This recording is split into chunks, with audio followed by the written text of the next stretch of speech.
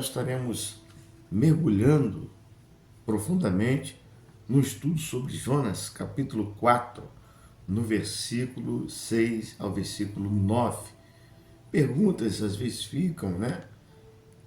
Por que Deus faz criar uma planta e logo depois Deus faz morrer essa planta? Logo em seguida, nós vemos que tem um verme, tem um vento, tem um sol escaldante. Então, é exatamente nesse ponto que a gente vamos mergulhar, ou seja, profundamente, no significado da árvore, ou seja, que Deus fez crescer sobre Jonas.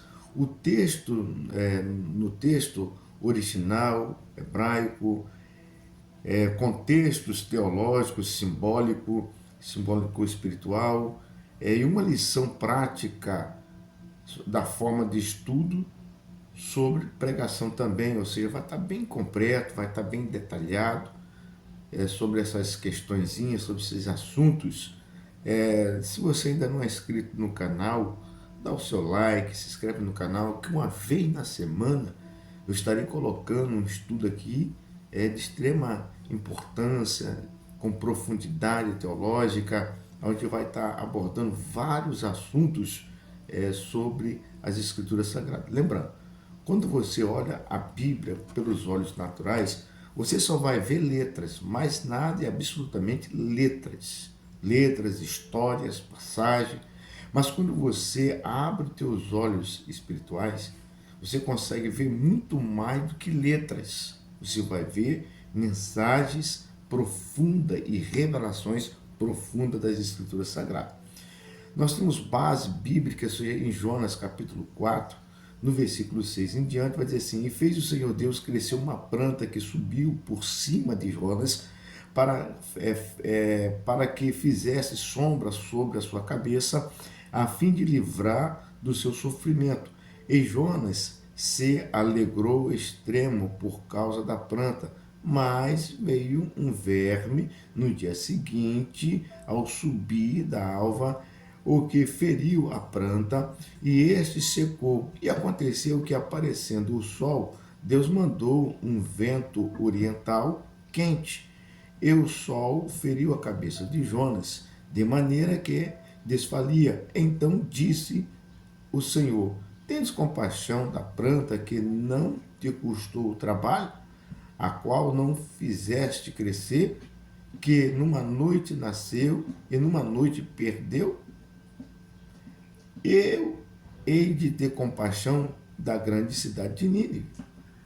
Ou seja, Deus está perguntando para ele se ele tem grande compaixão, seja daquela planta. Como é que Deus não vai ter uma compaixão da cidade de Nínive, onde está mais de 120 mil homens, fora mulheres, crianças e animais? Então Deus aí já começa a ter um diálogo com o profeta Jonas. Ou seja, Jonas e a sua falta de empatia. Na verdade, Jonas, ele é um profeta, tá? Que ele não tem empatia nenhuma. O que é empatia? Ele não tem alegria no que ele está fazendo.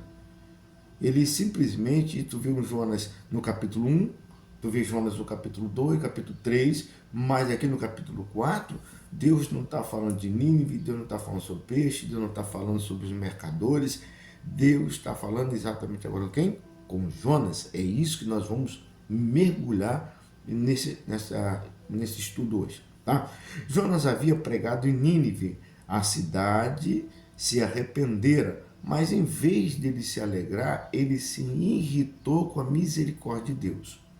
Tá vendo só? Empatia ele não tem, alegria ele não está tendo alegria, ele está fazendo. Muitas pessoas falam assim, mas os pessoal que moravam em Nínive era terrível, era tenebroso. Sim, sim, concordo com isso. Mas eu estou falando aqui sobre o profeta Jonas.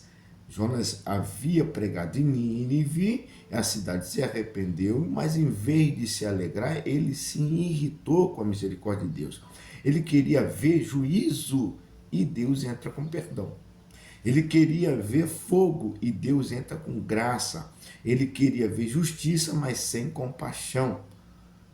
Jonas se isolou para o oriente da cidade, está registrado em Jonas capítulo 4, versículo 5, fez uma cabana e ficou esperando, né? Esperando lá para ver o que ia acontecer. É nesse momento que Deus faz a planta crescer. É nesse momento que Deus agora vai fazer o quê? Vai dialogar com o profeta, porque o profeta também estava precisando ser tratado.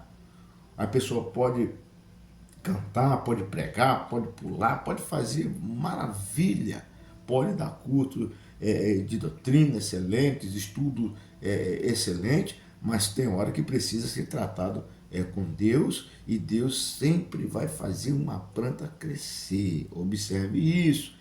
E essa planta, ela tem um simbolismo muito grande. Algumas pessoas vão chamar ela, alguns estudiosos, perdão, vão chamar ela de abobreira, outras vão chamar de mamoeiro, mas o mais importante aqui não é se ela é amomeira ou se ela é abobreira, mas na verdade o mais importante aqui é o simbolismo dela. O que significa ela?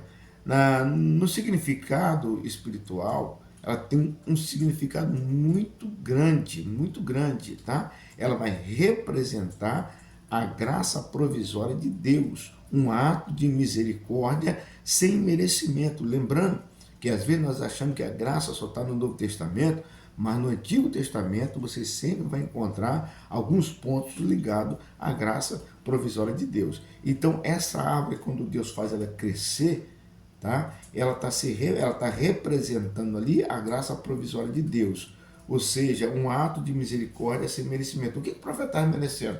Com toda a ignorância que ele estava fazendo, com toda a irritação que ele estava fazendo. É uma lição viva sobre a compaixão divina. Jonas não plantou, não regou, não cuidou, e mesmo assim Deus fez a planta crescer em um só dia.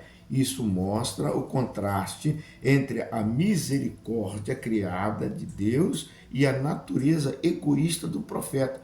O profeta, completamente, ele estava sendo egoísta naquilo que ele estava fazendo. Por isso que eu disse, é um profeta que ele não tem empatia nenhuma. Agora, o que o verme nos ensina? O que o vento ali também vai nos ensinar? Ou seja, quando você vê o verme e o vento, ali é o equilíbrio divino, ou seja, o equilíbrio divino. Pode observar bem que o mesmo Deus envia um verme e a planta secou. No dia seguinte, Deus vai enviar um verme e essa planta vai secar. Logo depois, vai vir um vento quente do Oriente. O mesmo Deus que dá a sombra permite o sol. O mesmo Deus que traz o conforto também permite a provação. Porque a intenção de Deus não é punir ninguém, não era punir Jonas, não é punir ninguém. Aqui nós encontramos uma profundidade como Deus age. A intenção de Deus era ensinar o profeta, não era punir.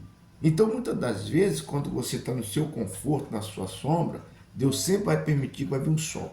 Quando você estiver, ou seja, no conforto, Deus vai enviar aprovação. Mas não é para te punir, é simplesmente para te ensinar. Mas ensinar o quê?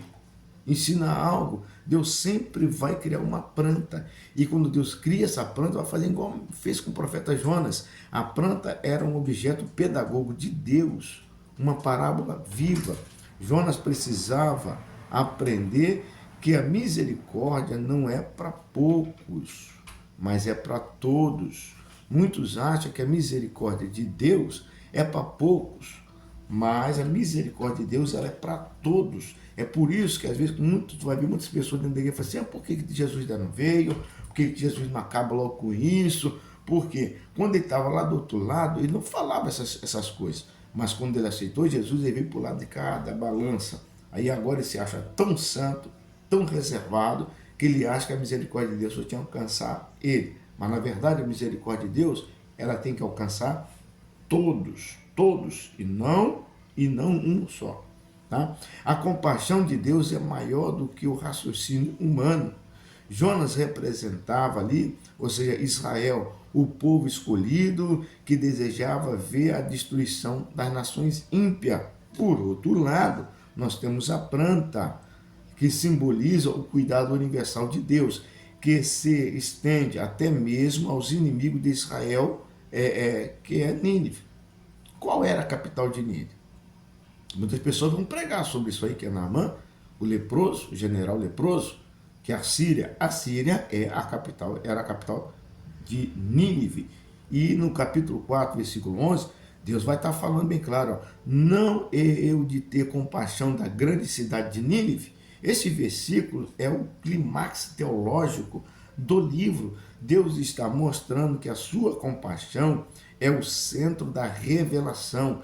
Ele é misericordioso, tardio em se irar e em grande em benignidade. Nós vamos estar encontrando isso também em Êxodo capítulo 34, no versículo 6. Ou seja, Deus ele é misericordioso, tardio em se irar. Lembrando, se Deus quisesse realmente destruir a cidade de Nínive, ele não enviaria profeta para lá. Se ele enviou profeta para lá, é porque ele queria salvar ainda aquela cidade por completo, tá bom?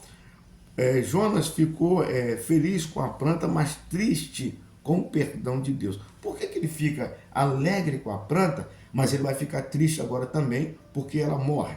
Isso revela o coração humano, querendo as bênçãos de Deus, mas nem sempre querendo o caráter de Deus. Isso vai contramão. Muitas vezes vê uma igreja onde ela tem campanhas, e dentro dessas campanhas, você vai ver quase que 80% das pessoas lá, elas estão querendo as bênçãos de Deus, mas querer o caráter de Deus, a maioria ali não está querendo. Deus, ao tirar a planta, mostra que a sombra sem transformação interior é apenas um conforto temporário. Ora, se Deus te traz uma sombra e essa sombra está te gerando algum conforto, cuidado, porque essa sombra tem que te gerar também uma transformação interior dentro de você. Porque se ela for só a sombra, sem a transformação interior, é um conforto temporário.